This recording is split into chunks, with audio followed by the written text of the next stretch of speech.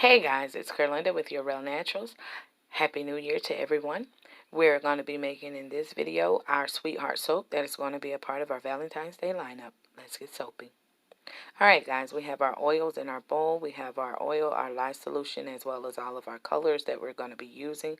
We also have here our fragrance that we're going to be using as well. So what we're going to do really quickly is we're going to give our lye solution and our oils a quick stir just to make sure that nothing has separated. Now you see here I am actually soaping at room temperature. So I made these oil and lye solution earlier in the day. And right now the temperature is going to be about 74 degrees. So here we're just going to give it a quick mix with our stick blender, and we're going to go ahead and add our lye solution in so that we can bring our oils and our lye up to emulsification. Now what I'm going to do is just give a good tap and burp my stick blender so that I can get any air bubbles out before I begin to mix. And again, I'm just bringing this up to a state of emulsification so that I can have my batter where I can work with it for a long time. And once I get this emulsified, I'm just going to separate it off into the bowls with the different colors before we get to mixing. And here as I'm separating off to the bowls of the different colors, I would like to tell you all, once again, Happy New Year. Thank you so much for watching. If you are new to my channel, please make sure that you hit the subscribe button. Go ahead and also follow us on Instagram at Your Real Naturals. Make sure that you turn on your notification bell as well so that you can be notified when we upload new videos on this channel. Alright, now what you see me adding here is I'm adding some titanium dioxide that I have rehydrated with just simply water, and I'm just stirring it really good with my spatula before I go in with my stick blender and combine everything all together. Again, not to overmix. Now here I'm just going to follow the same process with each color. As I go in, I'm just going to mix it lightly to combine the colors and the oils together. Not to overmix, just to get a very, very light trace. Following the same process with the pink, and then we'll be doing the same thing with the purple. Again, very light. Now let's just go ahead and add in our fragrance oils. Once again, we're going to mix, but not too much. You want to maintain a fluid batter.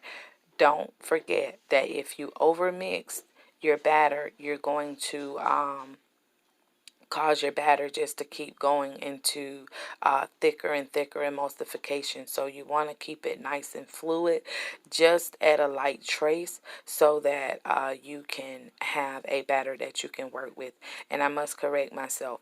If you overmix, you're going to make your batter get too thick, a thicker trace, not emulsification. You're going to give yourself a thicker trace. Now here we're just going to go ahead and pour all of our white, or at least 3/4 of our white, I should say, into our mold. Now we're just going to follow that with some big loops from each of our colors. As we go along, we're going to add the colors one at a time, and then we'll go back and repeat the process with the color again. So remember, the higher you pour, the deeper your batter falls down into your mold. So you want to be mindful of that. So if you want your color that you're concentrated on to stay on the top, but you want you want to pour kind of low, and it'll sit more to the top. But if you see me like I'm pouring high here, that's because I want it to sink down in the bottom more so than just really just live on the top, because I want a good variation between all of my colors. Now with me adding the pink, if you notice with this, I'm kind of doing a different, more a zigzag, because I want the pink throughout, and I want it kind of more of a bold color. And here with our purple, now I didn't put much purple in this batch because only I wanted the purple to be an accent color that kind of breaks up the pink and the gold between the white in here. So that's why there's not a lot. Alright guys, now what I'm going to do is just make some figure 8 swirls going through here, just giving a nice swirl. If you have a hanger tool, you can do this with a hanger, but for this design I didn't use the hanger tool. I just simply used my glass stirrer. Now to finish this soap off, what we're going to do is we're just going to pour the rest of the batter that we had mixed with the titanium dioxide on the top to kind of create us another layer.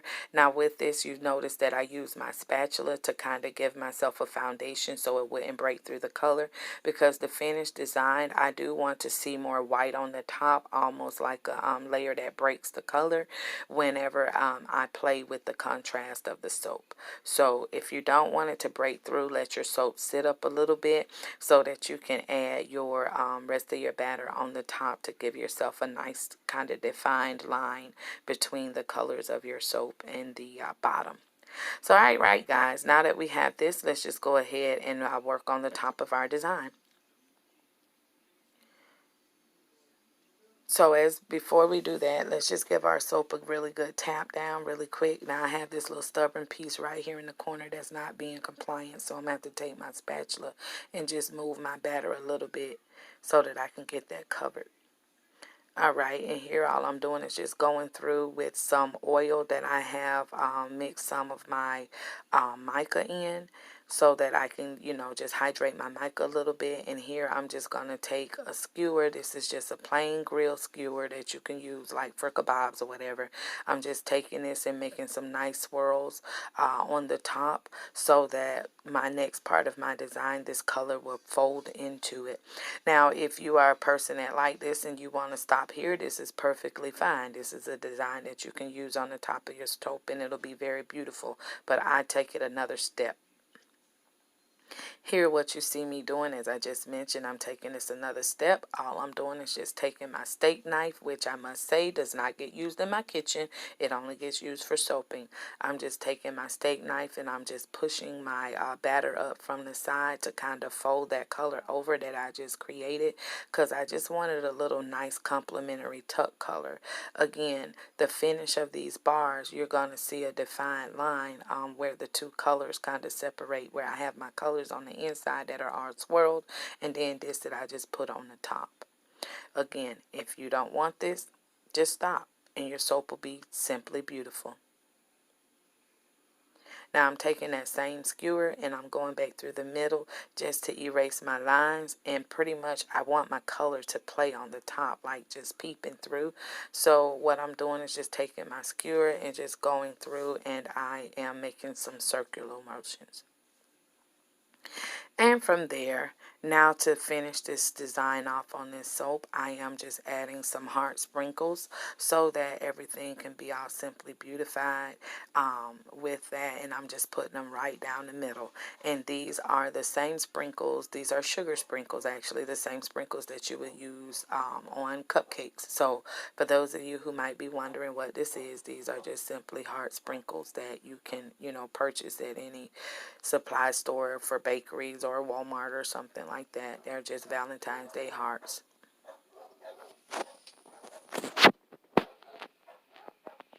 I'm sorry if y'all hear that. That is my neighbor's dogs barking. I cannot believe that the dogs decided they want to bark now. But here we go, guys. This is the finish of my soap. This is what I envision. This is what I want. And now for the cut. Here we go, guys. This is what our soap looks like on the inside. I hope you've enjoyed this video. Thank you so much for watching.